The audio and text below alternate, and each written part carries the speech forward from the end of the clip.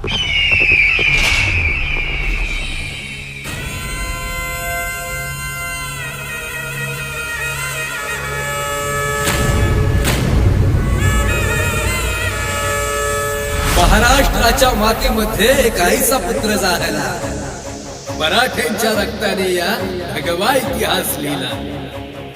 सात धर्माचा शत्रू नव्हता तो, आधार दिन दुबळ्या. त्रिवार असावा मुजरा आमचा, गड किल्ल्यांच्या या श्रीमंता.